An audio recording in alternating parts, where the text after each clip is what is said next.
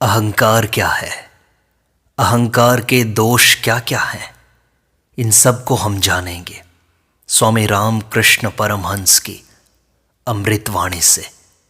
स्वामी रामकृष्ण कहते हैं, सूर्य वैसे तो सारे संसार को प्रकाश और ताप देता है, पर यदि वह मेघ से आच्छन्न हो जाए तो वह ऐसा नहीं कर पाता। इसी भांति जब तक हृदय अहंकार के आवरण से आच्छादित रहता है, तब तक उसमें भगवान प्रकाशित नहीं होते। यह अहंकार मेघ की तरह है। इसी के कारण हम ईश्वर को नहीं देख पाते। यदि गुरु की कृपा से अहंकार दूर हो जाए तो फिर ईश्वर के पूर्ण दर्शन हो जाते हैं।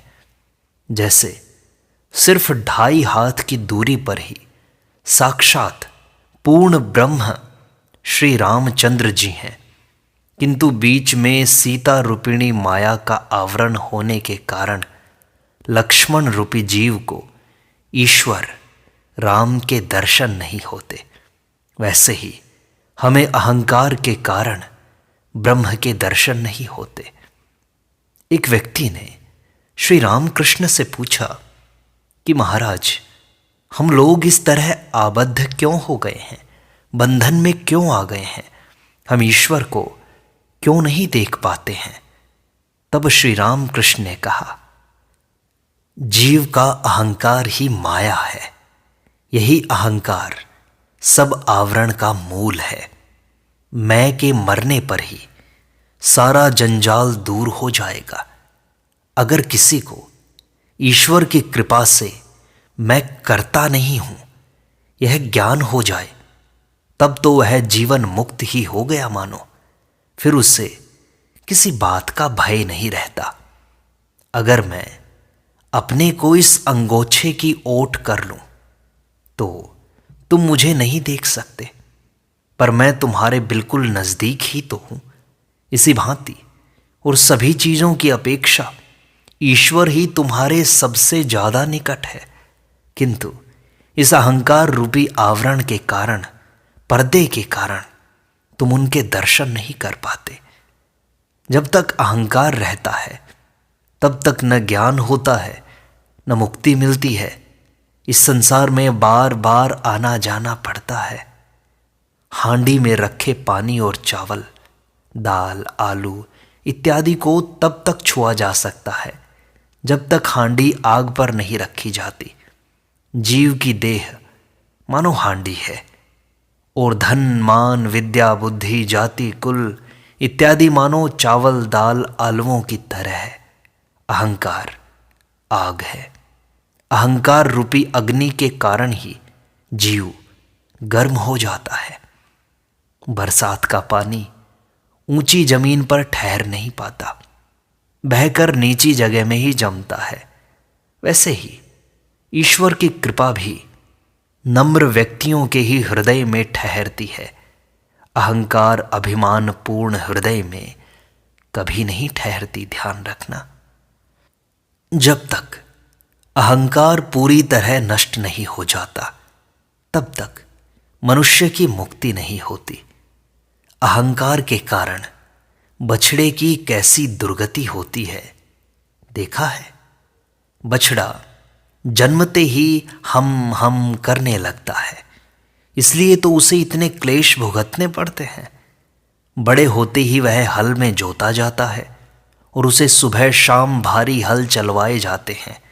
इतना ही नहीं, कभी कभी वह कसाई के हाथों काटा जाता है, उसका मांस खा लिया जाता है और चमड़े से जूते बनते हैं, ढोल बनता है।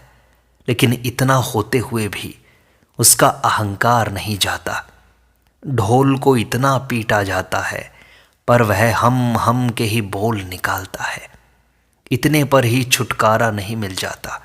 अंत में उसकी अंतड़ियों से तांत बनती है और धुनिया उसे अपने धनुए में लगाकर रुई धुनकता है। तब जाकर वह तुम कहने लगती है। यह मैं निकल जाकर उसकी जगह तुम आ जाना चाहिए। परंतु आध्यात्मिक जागरण के बिना यह संभव नहीं है। मुक्ति तभी मिलेगी जब तुम्हारा मैंपना चला जाकर तुम भगवान में ही डूब जाओगे। मुक्ति कब होगी? जब मैं चला जाएगा, अहंकार छूट जाएगा। तो तुम पूछोगे मैं मुक्त कब होऊंगा? तब मेरा जवाब होगा जब तुम में यह मैं नहीं रहेगा। मैं और मेरा यह अज्ञान है, तुम और तुम्हारा यह ज्ञान है। जो ठीक ठीक भक्त होता है वह सदा कहता है, हे प्रभु तुम ही करता हो, तुम ही सब कुछ कर रहे हो, मैं तो केवल तुम्हारे हाथों का यंत्र मात्र हूं। तुम मुझसे जैसा करवाते हो वैसा ही तो मैं करता हूं। यह धन ऐश्वर्य, यह जग तुम्हारी ही तो महिमा है। यह घर परिवार सब कुछ तुम्हारा है, मेरा कुछ भी नहीं। मैं तुम्हारा दास हूं। जैसा आपका हुक्म होगा वैसे ही मैं सेवा करता रहूंगा। अहंकार पर विजय पाना आसान नहीं है और सब अभिमान धीरे धीरे चला जाता है, परंतु साधुत्व का अभिमान आसानी से नहीं जाता। जिस कटोरे में लहसुन पीसकर खाया जाता है, रखा जाता है, उसकी गंध 100 बार मांजने पर भी नहीं जाती। मैंपना भी ऐसा ही तो है, चाहे कितनी ही कोशिश करो वह जाता नहीं है। अजीर्ण का रोगी अच्छी तरह जानता है कि अचार या चटनी उसके लिए हानिकारक है, किंतु फिर भी संग का गुण ही ऐसा है कि उन चीज़ों को देखते ही मुंह में पानी आ जाता है। मैं और मेरा को दूर करने के लिए कितना भी प्रयत्न करो, पर प्रत्यक्ष व्यवहार के समय यह कच्चा मैं न जाने कहां से आ जाता है। यह सच है कि 1-2 जनों को समाधि प्राप्त होकर उनका अहंकार चला जाता है, परंतु साधारणतया अहंकार जाता नहीं है। लाख विचार करो पर अहंकार घूम फिरकर फिर से हाजिर हो जाता है। पीपल का पेड़ आज काट डालो, कल सुबह ही देखोगे कि फिर अंकुर निकल आया है। जो अपना नाम यश चाहते हैं वे भ्रम में हैं। वे यह भूल जाते हैं कि एकमात्र ईश्वर की ही इच्छा से सब कुछ हो रहा है, वही सबका नियामक है। ज्ञानवान व्यक्ति कहता है, प्रभो तुम। मूढ़ अज्ञानी कहता है, मैं। यही तो अंतर है।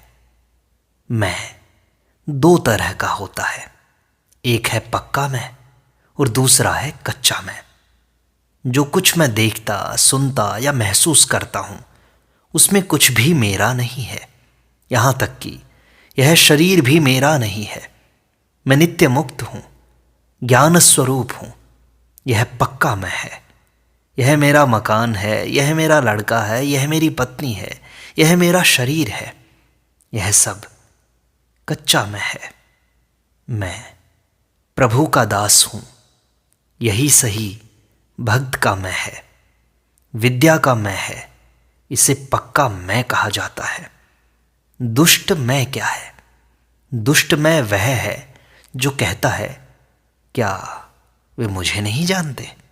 मेरे इतने रुपए हैं, मैं इतना बड़ा आदमी हूं, मुझसे बड़ा है कौन इस दुनिया में? मेरी बराबरी करे इतनी हिम्मत किस में है? यह है दुष्ट मैं। जो मैं मनुष्य को संसारी बनाता है, कामिनी कांचन में आबद्ध करता है, वह दुष्ट मैं है। जीव और ब्रह्म में भेद बस इसलिए है कि उनके बीच यह मैं खड़ा हुआ है। पानी पर यदि एक लाठी डाल दी जाए तो पानी 2 भागों में बटा हुआ सा दिखाई पड़ता है। अहम या मैं ही यह लाठी है, इसे उठा लो तो जल एक ही रह जाएगा। अब इस अहंकार को समझकर इस पर विजय कैसे पाई जाए, इसको समझते हैं। मैं पर विचार करते करते दिखाई देता है कि मैं केवल एक शब्द है, किंतु फिर भी इसे दूर करना अत्यंत कठिन है। इस कारण यही कहना चाहिए कि अरे दुष्ट मैं, तो जब किसी हालत में जाएगा ही नहीं तो फिर ईश्वर का दास बनकर रह। मैं ईश्वर का दास हूं, यह पक्का मैं है। शंकराचार्य का एक शिष्य था। वह कई दिनों से उनकी सेवा कर रहा था, पर आचार्य ने उसे अब तक एक भी उपदेश नहीं दिया था। एक दिन शंकराचार्य अपने आसन पर बैठे हुए थे। ऐसे समय किसी के आने की आहट हुई। आचार्य ने पूछा, कौन है? शिष्य बोला, मैं। तब आचार्य बोले, मैं यदि तुम्हें इतना ही प्रिय है तो उसे और बढ़ा लो। कहो कि सारा जगत ही मैं हूं, ऐसी धारणा बना लो, नहीं तो फिर उसे पूरी तरह त्याग दो। इस तरह उन्होंने उसे पहला उपदेश दिया। यदि देखो कि मैं नहीं दूर होता तो रहने दो, उसे दास मैं बना लो। हे ईश्वर, तुम प्रभु हो, मैं दास हूं, इसी भाव में रहो। मैं ईश्वर का दास हूं, भक्त हूं, ऐसे मैं में दोष नहीं है। मिठाई खाने से अम्ल रोग होता है माना, पर मिश्री इसका अपवाद है। दास मैं, भक्त का मैं या बालक का मैं, ये सब मानो जल राशि पर खींची गई रेखा के समान है। यह मैं अधिक देर तक नहीं ठहरता। मिठाइयों से रोग होता है, पर मिश्री के खाने से नहीं। उसी प्रकार कच्चा मैं हानिकारक है, परंतु मैं ईश्वर का दास हूं या भक्त हूं, इस तरह पक्के मैं में कोई दोष नहीं है, बल्कि यह साधक के भक्ति पथ पर आगे बढ़ने का ही सूचक है। इसके द्वारा ईश्वर लाभ होता है। दास मैं वाले व्यक्ति की काम, क्रोध इत्यादि प्रवृत्तियां किस प्रकार की होती हैं अगर पूछा जाए तो अगर उसका भाव ठीक ठीक हो तो उसकी पूर्व प्रवृत्तियों का केवल आकार मात्र रह जाता है। ईश्वर प्राप्ति के बाद यदि किसी का दास मैं या भक्त मैं बना रहा तो भी वह व्यक्ति किसी का अनिष्ट नहीं कर सकता। पारस पत्थर को छूने पर तलवार सोना बन जाती है। तलवार का आकार तो रहता है, पर वह किसी की हिंसा नहीं कर सकती। अगर तुम्हें अहंकार ही करना है तो मैं ईश्वर का दास हूं, मैं ईश्वर की संतान हूं, इस तरह अहंकार करो। महापुरुषों का स्वभाव बालकों जैसा होता है। ईश्वर के समीप वे सदा ही बालक हैं, इसलिए उनमें अहंकार नहीं रहता। उनकी सारी शक्ति ईश्वर की शक्ति है, पिता की शक्ति है, स्वयं की नहीं। ईश्वर ही सब कुछ कर रहे हैं। वे यंत्री हैं, मैं यंत्र हूं। यह विश्वास यदि किसी में आ जाए तो वह जीवन मुक्त हो गया मानो। हे प्रभु, तुम्हारा कर्म तुम ही तो करते हो, पर लोग कहते हैं कि मैं करता हूं। जब तक मैं जानता हूं या मैं नहीं जानता, ये भाव है, तब तक व्यक्तित्व का बोध भी है। मेरी ब्रह्ममयी मां ने कहा है, जब मैं तुम्हारे अहं को मिटा दे पूरी तरह से, तभी तुम्हें समाधि में मेरी अरूप सत्ता की, निरुपाधिक स्वरूप की उपलब्धि हो सकती है। तब तक तो यह मैं रहता ही है। अपनी निम्न प्रकृति के साथ बहुत संग्राम करने के पश्चात, आत्मज्ञान के लिए तीव्र साधना करने के बाद ही समाधि अवस्था प्राप्त होती है। समाधि होने पर मैं मेरा कुछ नहीं रह जाता, किंतु ऐसी समाधि बहुत मुश्किल है। मैं बड़ा बलवान होता है, किसी तरह जाना नहीं चाहता, तभी तो हमें फिर फिर कर संसार में जन्म लेना पड़ता है।